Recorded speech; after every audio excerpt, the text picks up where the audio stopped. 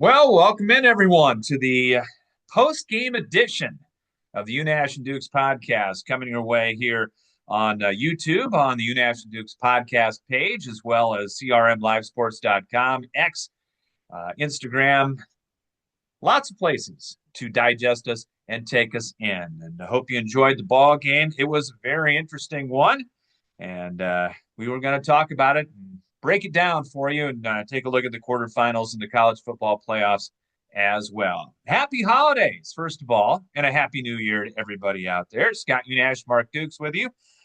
Unash and Dukes podcast is presented by Emil's Hideaway on First Avenue Southeast in Cedar Rapids, right across from the Lindale Mall and next to the Home Depot.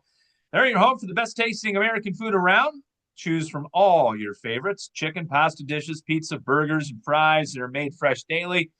Whether you're bringing the whole family in for a meal or wetting your whistle at their fully stocked bar, there's always something to satisfy all ages and tastes at the classic local American restaurant, Emil's Hideaway, on First Avenue Southeast in Cedar Rapids, and they have catering as well. Thanks to, of course, to our other great sponsors, Ben Ritter Sportswear, Hunt Graphic Innovations, Kirk Gustafson Agency of American Family Insurance, and Dr. John Wallner of Epiphany Dermatology on Council Street Northeast in Cedar Rapids. Hawkeyes win 34-27 over the Vanderbilt Commodores at Raymond James Stadium in Tampa, Florida, on a chilly day, but a sunny day in Tampa. And Iowa finishes at 9-4. Vanderbilt 10-3. This game was interesting to say the very least, Mark, wasn't it? It really was. I got a lot of notes there and a lot of recollections from what I think is probably one of Iowa's better games in several years.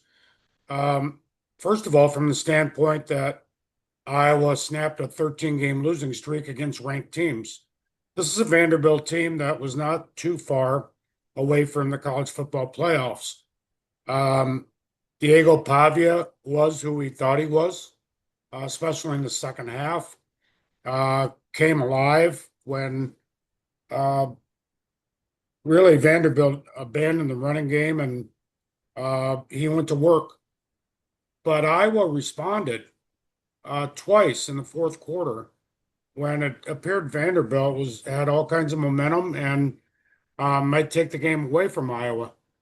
But it had so much. It had Pavia, it had the punt gaff, which ended up to be a gift 3 points for Iowa. Hadn't seen one of those maybe ever on a 4th and 27 play. But again, I thought it was one of Iowa's better performances in a victory. Iowa played well against Indiana and Oregon, but those were losses. But a lot of individuals. Mark Gronowski, I think, in his last game of his college football career, had a whale of a game, 212 yards passing, a big run on the first series of the game, which was huge. DJ Von Ham, the tight end, 7 catches, 146 yards. So many key receptions for him. And we can't forget about Drew Stevens either. Two big 40-yard plus field goals. And that Iowa defense played awfully well in that first half with 4 sacks, but kind of got nicked in the second half. But again, Iowa responded and got the victory. It was a big day. I think Mark Gronowski's best day as a Hawkeye. And he may have been possibly the healthiest he was all year. Not exactly sure how healthy he was for the opener against Albany. Didn't need to do a whole lot against Albany. I don't think that you're going to get a lot of people saying that this was not his best performance of the year. He was on target throughout the day. He used his legs very, very well. A couple things stood out to me. Number one, thankfully for Iowa, and if you're a Hawkeye fan, that it took the entire first half and halftime for the adjustments to come in. Vanderbilt went up tempo and and like you said, they abandoned the running game. Two things that really made the difference in this game for me was the fact that Vanderbilt couldn't run the ball. Absolutely couldn't run the ball. And the physicality of Iowa up front on the offensive and defensive lines, I think, really shone in the ball game.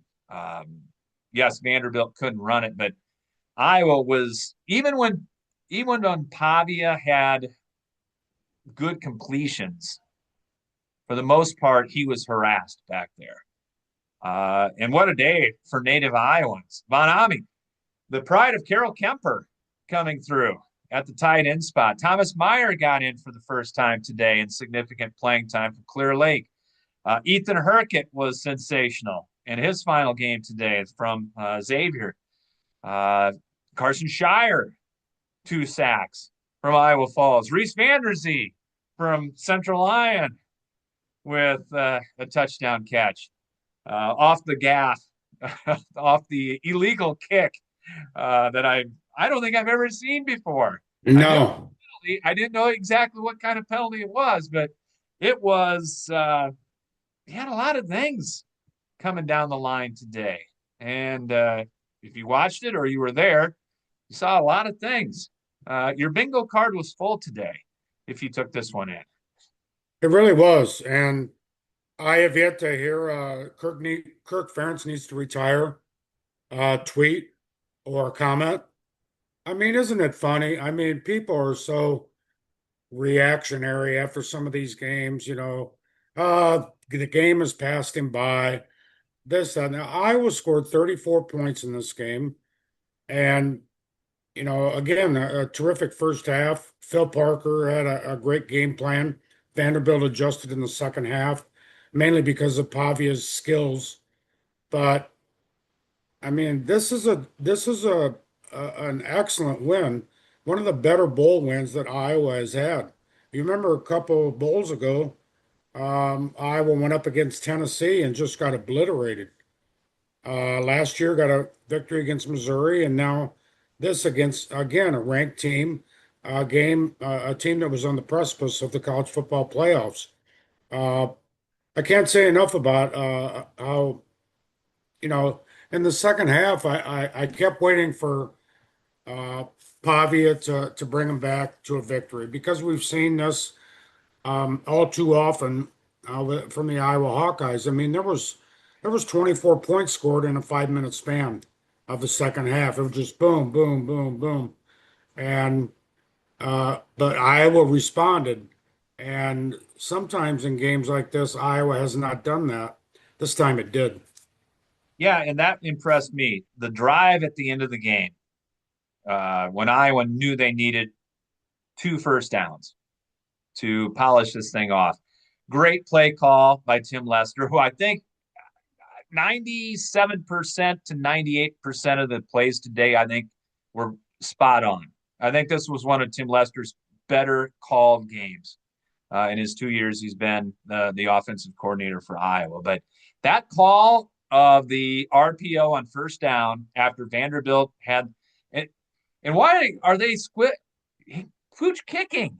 There was very, very head scratching calls from Vanderbilt today with Clark Lee on the sideline. Maybe we'll get to that in a little bit. But first down play, you fake the handoff. Gronowski keeps it, goes for 9. That was the best thing that could have happened right there. Because if he goes for 10, then Vanderbilt doesn't use the timeout, goes for 9. Commodores have to burn a timeout, have to burn one ahead of the 2-minute warning because of yet another undisciplined play for the Commodores. They had 10 penalties in the game, 3 offside on by the same guy, I think, on the same exact formation. You would think after the first one, they would ingrain that into him that, hey, you're offside, dude. Didn't work. And Iowa used that to their advantage and got a couple first downs they needed. The last 2 drives were very, very, very good and very, very impressive for the Hawkeyes. And Iowa played their game in the first half, did very, very well. And they played Vanderbilt's game in the second half, and they stuck with them. And that's what got them the victory. You're right about the Vanderbilt gifts. I mean, the botch punt, the punter's decision to do what he did and give Iowa ball on the 10-yard line with 40 seconds left in the first half. Huge gift. Early on, I thought Iowa gave Vanderbilt a gift with that interception on first and goal at the 4-yard line off Xavier Williams' fingertips. But that and those penalties that preserved Iowa's drives. And then I thought it was interesting with a little less than 3 minutes left, Clark Lee decided to go for a field goal down 10 points. Granted, you need a field goal and a touchdown, but he pretty much relied on an onside kick that really was a pooch kick more than anything else. Vanderbilt was successful against Texas with an onside kick, but I thought that was a little bit curious for him to do that, and it contributed to Iowa's victory, I thought. Yeah, it did, and I was okay with Vandy lining up for that field goal because okay, you can try to get that touchdown, but you're going to take another minute off the clock at least, unless you hit a big one, which they had several times during that game. But okay, they're going to kick a field goal. They're going to kick it deep. They got two timeouts left. They got the 2-minute timeout left. They're going to make Iowa get a couple of first downs, make them go the entire length of the field. Well, they didn't. They did the pooch kick. It did work against Texas. Did not work today. And I think Iowa kind of anticipated that it was coming. Hey, LeVar Woods, final game as special teams coordinator, didn't get a big Caden Weegan return today on the kickoffs or on the punts, but he was ready for that one when it came down the line. So I kind of understood what Vanderbilt was trying to do right there. And Iowa Yeah. out strategized them and came up with a couple of first downs to put the game away.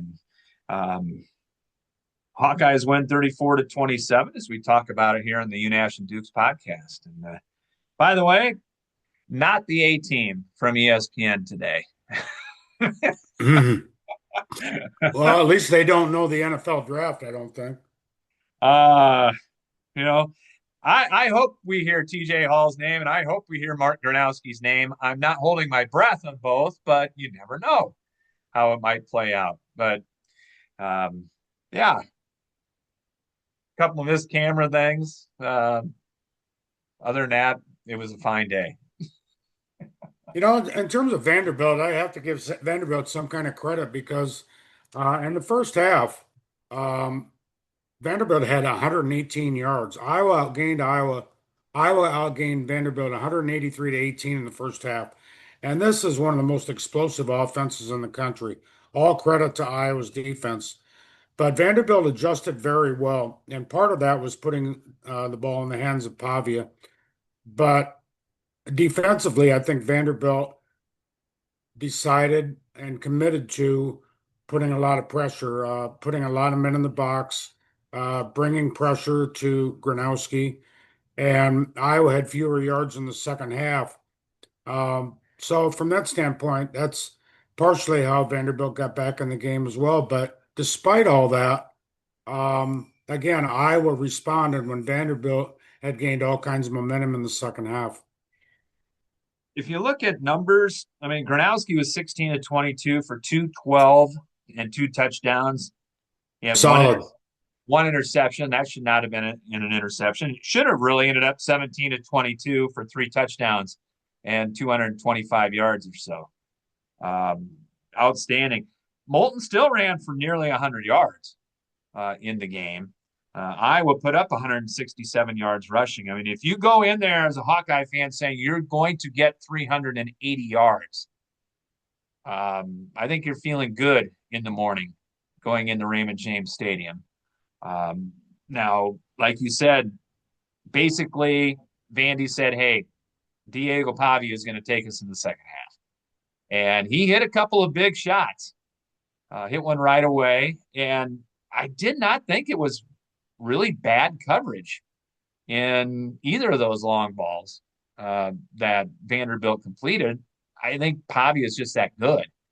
And he's got good receivers. And keep in mind, the only guy that did not play in this game was perhaps the best tight end in the country.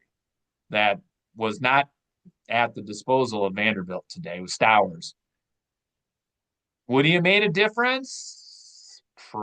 He could have made a difference in the game, but other than that, everybody played in this one, which was fun to see after going through this entire bowl season of watching teams have 12 to 15 guys not playing, most of them SEC teams, most of them losing mark. SEC now 2-6 after this particular game. Now, one of those losses was, and they are counting the bowl or the playoffs. So it was an SEC versus SEC game that one of them was going to get a win and one of them was going to get a loss. But I think what I have taken away from this bowl season is that Big Ten, I think, is showing that they are the best team or the best league in the country right now. If it wasn't for Lincoln Riley absolutely giving one on a silver platter last night, the Big Ten would be undefeated at this point. But that's what Lincoln Riley does. Yeah, that was a tough loss for USC, and that's the only loss as we speak right now for the Big Ten. Part of that is matchups. I thought Illinois had a terrific victory, and Iowa has a terrific victory today. But part of those wins are just good matchups, I think. Northwestern had a good matchup. But if we're speaking about today, I think about some of the seniors that bowed out victorious, and Gronowski principally, Drew Stevens, the all-time leading point scorer in Iowa history. Again, two big 40-plus yard field goals. They were huge, as it turned out. And guys like Herkert and Graves and so many others, I think 24 seniors that went out and really wanted to play in this game, as you said, as opposed to the attitude of some other teams not so far away, who that barely has a roster right now, and Notre Dame. But that's another road to go down. It's a fork in the road in my conversation. But my point is that Iowa definitely wanted to play this game. It wanted a challenge against one of the best teams in the country. And you take the season as a whole, 9 wins. Once again, Iowa is one of 4 teams nationally that has won 8+ games for 10 straight seasons, uh, excluding the COVID year when only 8 games were played. But uh, people need to just think about that. The consistency. Yeah, you're not making the college football playoffs, but 9 wins this season, not too far off, I think, our projections for this team. And it could have been 10 in the regular season without much imagination. Um, it wasn't meant to be. It was an 8-4 regular season, and now a bowl victory and 9 wins in total. Iowa goes off into next season on a high note, I think, but minus a lot of quality players. Yeah. If you're looking at next year, before the Hawks teed up against Northern Illinois on September the 5th next year, by the way, a red letter day. Um, you take a look Why? at, Because it's your birthday. yeah, it's my birthday. Okay. The offensive line, they're going to lose a lot of big pieces. It's going to be a revamped offensive line next year for Iowa. The Joe Moore winning offensive line that they talked about many times on the broadcast today, but you're losing a lot of those guys. Tight end room looks pretty good. Fanami right now, I mean, he's going to get a lot of ink going into next year. Probably will be on all freshman teams, et cetera, for the tight end position. Thomas Meyer is there. Ostringa, I think, is going to come back. I think Ostringa is going to come back. So the tight end room is looking good. You need a new quarterback. A couple guys there. The 2 transfers this year, you would think will be back. You can't say will be back in this day and age, Mark. Wide receivers, it's still Iowa wide receivers. Vanderzee, healthy, is your alpha dog out there. I don't think there's any doubt about it. After that, you just find some guys. Moulton's going to be back in the running back spot. That's a good place to start. The defensive line is going to miss Herkett. They're going to miss Graves. They were pretty deep on that defensive line. Some of those guys, second teamers, are going to have to step up. You're going to see new linebacking core, but I think it's going to be one of those linebacking cores that has an opportunity. If you're thinking like a Reese and Weiskopf, Montgomery, et cetera, et cetera. Buffington. And Buffington.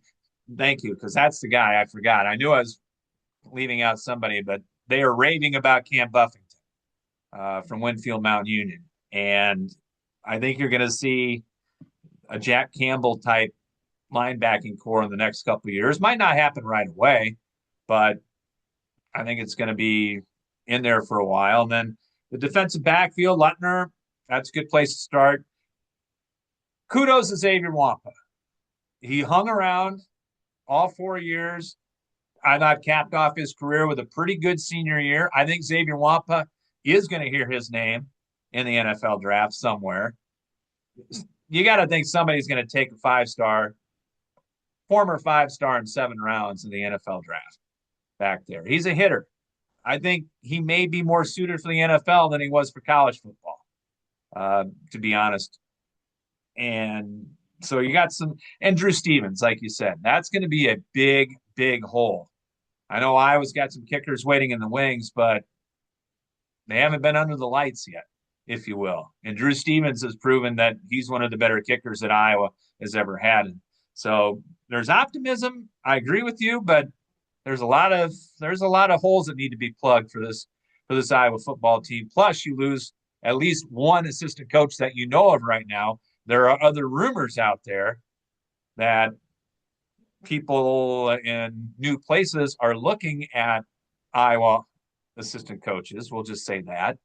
Hey, you never know again. What was it last night? The defensive coordinator for TCU left 24 hours before their game. You never used to see that, and now you see it all the time with coaches and players. Yeah, you go up and down. Iowa next year is not going to be regarded as a college football playoff contender at the start of the season. But Kirk Ferentz has been through this so many times in his career that we'll see how aggressive they are in the transfer portal. They have to be convinced that either Hecklinski or Brown is going to be the guy. They need, I think college football programs need a quarterback with not only a great arm, but great mobility. And I think for the most part, Gronowski gave Iowa that. I mean, he had 16 or 17 touchdowns this year. Granted, some of them were from the 1 yard line, but you talk about the offensive line replacements. That's going to be key. The receiver positions, you got Vanderzee. I think Dayton Howard has some potential there, among others. On the defense, I think the young guys got a lot of experience. Phil Parker mixed and matched in that defensive line quite a bit throughout most of the games. Jaden Montgomery, I think, is going to have a nice career. And players like Buffington and Weiskopf, it's their time next year. Defensive backfield, I think, could use a portal guy. And you can't discount the kicking position, as you said, Drew Stevens. I don't know who that person may be, but it's going to be every year is different, but it's going to look quite a bit different next year with so many seniors leaving this program. So the offseason is going to be interesting, but for now, for today, on the last day of 2025, I think people are pretty happy with the Iowa program. Yeah. And should be. And should be. And should be. Again, a big thanks to all our great sponsors, Emel's Hideaway on First Avenue Southeast in Cedar Rapids, Hunt Graphic Innovations, Todd Hunt. They can make the difference for you. Bim Ritter Sportswear, downtown, 817 2nd Avenue Southeast in Cedar Rapids. Online at bimritter.com. Dr. John Woolner at Epiphany Dermatology on Council Street Northeast in Cedar Rapids. Set up your appointment for 2026. And also Kurt Gustafson Agency of American Family Insurance. Kurt located on Johnson Avenue Northwest in Cedar Rapids, right across from the Johnson Avenue Hy-Vee. We'll have Mark Ironside back next week after the Soldier Salute and get ready for the Big Tens. And so thanks and Happy New Year to all our great sponsors out there. A couple of stats here that really jump out to me from the game today, Mark. Number one, Iowa held Diego Pavia to 2 for 11 on third and fourth down today. Mm-hmm. That's impressive. And I think if you went into the game, I mentioned a little bit earlier on that if I was up in the upper 300s as far as yards, total yards for the day is concerned, you're feeling pretty good. If you would have said also you're going to hold Vanderbilt in the 300s as far as total yardage is concerned, I think you felt pretty good too if you were an Iowa fan out there. And Vanderbilt did have the advantage as far as the total yardage is concerned. And, aside from a couple of big plays by Pavia, you got to give a very good grade to this Iowa defense. And you can play the what if game. I mean, what if Xavier Williams catches that slant? I mean, it could have been 21-3 going into halftime, but then you can also play if the punter isn't dumb and goes across the line of scrimmage. You can play all kinds of games, can't you? Raise your hand if you knew, and be truthful out there, that what the penalty was for illegal kicking. I had no idea. I've never seen it before. And then it comes up at the end, and the worst possible time for Vanderbilt too, to have that happen. Now, I have to say, you said you would have given Pavia your Heisman Trophy vote, and I'm not so sure I wouldn't have either. Mendoza had a great year and won the Heisman Trophy, but Pavia proved he's a heck of a college football player. He threw for 347, 75 of that was on one play. So you're right, to your point about Iowa doing a decent job on him. Yeah, it did. I don't Pavia may find a spot on an NFL roster. He's not going to be a first rounder. Maybe he won't be a second rounder. He's not 6 foot. He's a player. He reminds me of Johnny Manziel. And how long a career did Manziel have? Not very long. We should embrace the fact that Pavia is a heck of a football player. Debatable whether he should have even been able to play this year because of the junior college transfer rule. Of course, you can apply that to Caden Legion too. But all things being said, Pavia convinced me in this game that the ball in his hands is pretty darn good. I don't even think he's a Drew Brees type guy because he's much Yeah. more mobile than Drew was. He's about the same size as Drew Brees. Yeah, the Johnny Manziel comparisons are always out there. Johnny Football was a guy that was very flamboyant, if you will, off the field. Diego Pavia is very flamboyant off the field. I think since the whole Heisman thing happened, he's curtailed it though. I think he learned a lesson from that. Or as people have. Or as people have. I think he might end up on an NFL roster somewhere. Practice. He's got enough talent, and he's just, boy, if this guy was 6'2", holy cow. He'd be the number one draft choice. Bar none. But he's not. He's probably 5'9", maybe. But he's a heck of a football player. And it's good to see that story of Vanderbilt football. Vanderbilt was worse off than Northwestern was back in the day, to be honest with you. Vanderbilt would go 0-11 back when they played 11 games. If they got one win, it was usually against a 1AA team or somehow squeak by a Rice or somebody like that when they played them. But it's good to see Vanderbilt rising up from the ashes like that. It's almost like a Bill Snyder Kansas State story. Maybe not quite that because they are in a big city and in a football centric area. It's not like Manhattan, Kansas. No, nothing against Manhattan, but it's kind of neat to see that. It was a fun game to watch today. Yeah, very much so. And Vanderbilt is a great story. And as far as Pavia goes, I don't think there's anything wrong with a guy being an excellent college football player. There's plenty of them out there, probably more of them than guys who translate to NFL caliber talent.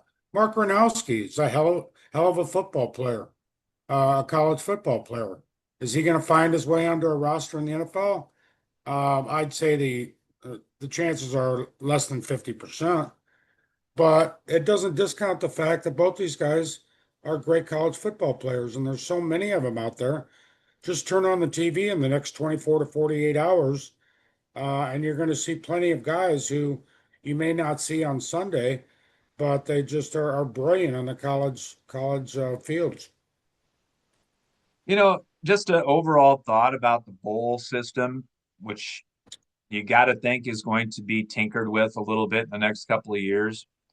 Not only due to the fact that you've got teams opting out, but I think people are now starting to realize that there are too many bowls out there. Yeah, But when you get to the upper tier bowls, talking about, Holiday, Alamo, Reliaquest, Citrus, whatever, the teams that want to be there, they want to be there and they're playing hard. And it's good to see that. I don't know what we're going to do with the group of fives. Um, I still think there's a place for bowls out there. I'm not real sure it's going to be the Bahamas Bowl or anything like that in the near future. But a 9-3 and 8-4 group of five team deserves to go to a bowl. I'm not so sure a 6-6 team or a 5-7 team definitely doesn't deserve to go to a bowl. But um, it's going to look a lot different, I think, in the next few years, Mark. Plus, I think the fact that you're going to see the college football playoff go to at least 16. you're not going to convince Kirk Ferentz that bowls don't matter. And that's just not recency bias with this game in particular today. He realizes what a bowl game can mean to these, and I think it was reflected in the players. And I can say the same thing about Vanderbilt. I can Yes. say the same thing about Illinois and Tennessee. I think, despite the fact you had Notre Dame and Iowa State and Kansas State totally opting out of a bowl, I think we had fewer opt-outs individually than we had last year. I could be imagining things, but Eli Stowers, the tight end, Mackey Award winner, sat out for Vanderbilt today. I can't think of a whole lot more. Last year, Cam Ward sat out the second half of the Miami Iowa State game, um, and I think there were quite a few others. But I think a lot of programs, you know, embrace these bowls. I know the group of five thinks it's great, and they should. Yeah, hey, we're in a bowl. We were 6-6, but we're still in a bowl. Um, but when you get into the Power Four teams, a game like today, Iowa and Vanderbilt, I think aside from Stowers, everybody was in, and they really wanted to go at it. The Big Ten and the SEC, and the same thing with Illinois and Tennessee. I thought. Those games are really quality games, or can be quality games. And there's no question in the next 36 hours, we're going to see with the college football playoffs, I think four tremendous games. Good segue, Mark. That's why we've been doing it 19 years. That's So, right. yeah. That's right. Uh, yeah, I agree with you. Uh, about three or four teams had the most opt outs this year. Uh, Tennessee didn't have their top two wide receivers. LSU had 12 guys, I think, that didn't play, and it showed. Take nothing from Illinois, and I think Bielema's team played really, really well. And they played an Illinois style game. They didn't play a Tennessee style game. But you can play the what if game all around on if every team is going to be 100% personnel wise. How's it going to play out? But you mentioned the quarterfinals. Good place to go for us before we depart here today. Miami and Ohio State in the Cotton Bowl, and that will be the number 2 rated Buckeyes, number 10 seeded Miami. Miami coming off the win against Texas A&M. Do you see how much of a chance do you give Miami, or do you think they're going to win tonight? I think it depends on how good Ohio State plays. I mean, this is an Ohio State team that's going to have a half a dozen first-round draft picks. It's loaded with talent again. It's going to have so many guys in the NFL next year. It's silly. But that doesn't mean Ohio State's going to win. It didn't win against Indiana. And Miami's defense is really good. And I think could be a problem for Ohio State if Ohio State isn't on top of its game. I still expect Ohio State to win, but I think it's going to be a better game than people think. I agree with you. I think it's going to be very, very close. Miami's got those 2 edge rushers. Hmm. Not sure Ohio State has seen guys like that with the speed and the talent that they have. Hopefully, one of them, Mr. Bain, will be a future chief. uh, Holding out hope for that. We don't need a running back. We do, but we don't need one in the first round. I think they're going to give Ohio State everything they want in that quarterfinal, but I'm with you. I think there's just too much talent that Ohio State has, especially the defense. I think it's going to be a 24-20 game, something like that. But Ohio State advances. We both got them going. Tomorrow, Orange Bowl. And this is weird. The Orange Bowl played at high noon Eastern time. It's usually Yeah. a night game. So that's throwing you off first. Big Ten Oregon against the Big 12's Texas Tech. I like Texas Tech in a big way in this game. I've liked Texas Tech all year. I love Rodriguez. I love that defense. I love their offense. I love what they do. Oregon's defense, not so good against big teams in big games this year. They've given up a lot of points, gave up a lot of points to James Madison. I think Texas Tech going to beat them. Very well could. I think you might be on to something there, but and Dante Moore, Oregon has a really dynamic quarterback, and I don't think Oregon has maybe played its overall best game, and maybe it's due. I think the Big Ten is better overall than the Big 12, but this Texas Tech team, you talk about who's a contender for in the college football playoffs, and nobody's talking about Texas Tech. But it's a quality football team, no question about it. Do I have to make a pick? Yeah, I'm Well, undefeated so far. I'll go Oppo. I'll take Okay. Oregon. Okay. I'm sticking with the Red Raiders. I've got my Okay. tortillas ready. I'm not throwing them on the field, but I'm ready to Okay. go with the Red Raiders. Rose Bowl, Indiana in the Rose Bowl for the first time since what the Nixon administration, something like that. Indiana and Alabama. Bama coming off the big comeback against Oklahoma. Will the Kurt Signetti and the Hoosiers, they've had a lot of time. They've had a Heisman Trophy winner. First time, a lot of Hoosiers along in the West Coast right now. Does Indiana win this game? I think Indiana will win the game. Uh, I'm not sold on Alabama. I think Alabama could, play. It could run the table. Who knows? But I think Alabama has some cracks in its armor. Indiana will be as sharp as it was at the end of the season. I don't know, but I keep waiting for Indiana to get its comeuppance, and it hasn't happened yet. Let me Google the last time it happened. Let me Google it. All right, don't look, Signetti. don't look Signetti, under you got my Signetti. vote.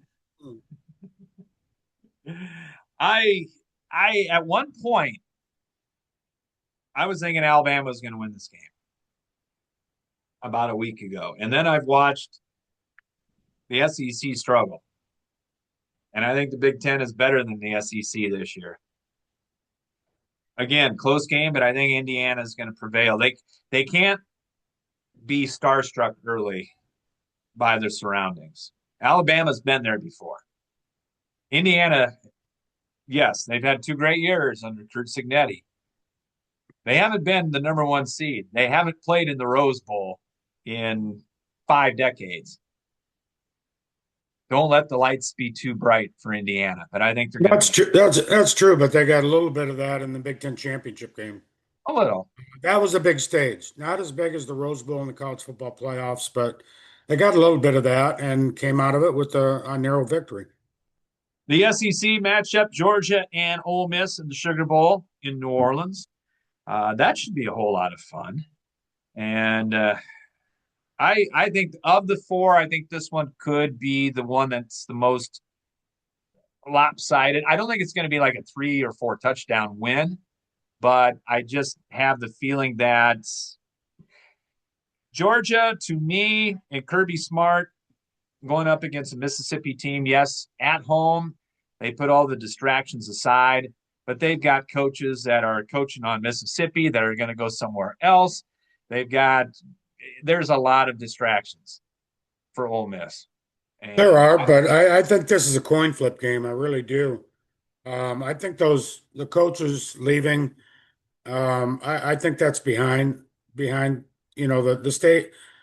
stakes are much bigger right now for Mississippi, and I'm going to guarantee an SEC loss here a win.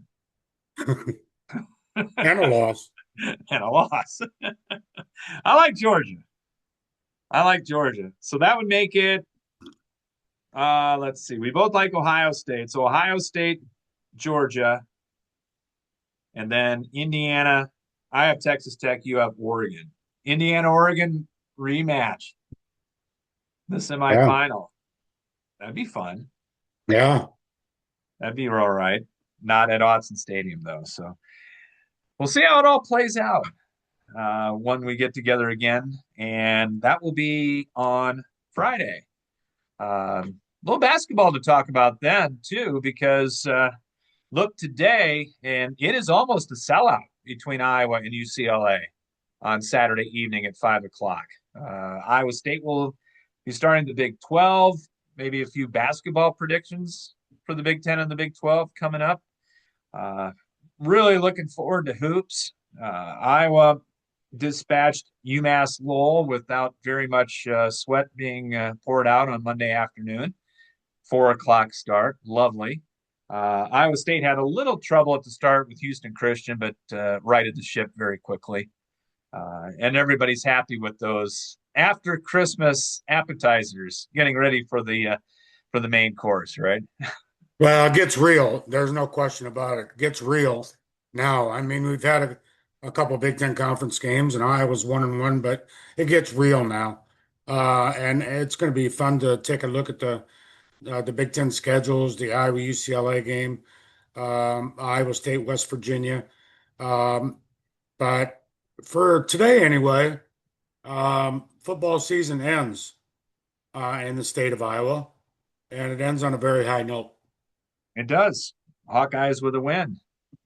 And 34-27 in the Reliaquest Bowl down at Tampa. So if you have any comments, be sure to put them on our YouTube page. Go to Unash and Dukes podcast on YouTube. That's where we can be found. Archived editions there, archived editions at crmlivesports.com as well. So, yeah, we'll do it again in 2026. I'll see you next year, Mark. Sounds great. Happy New Year, man.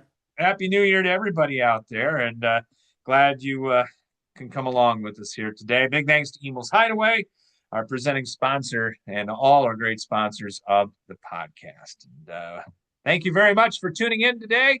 Appreciate it, and we will see you again in 2026, everybody.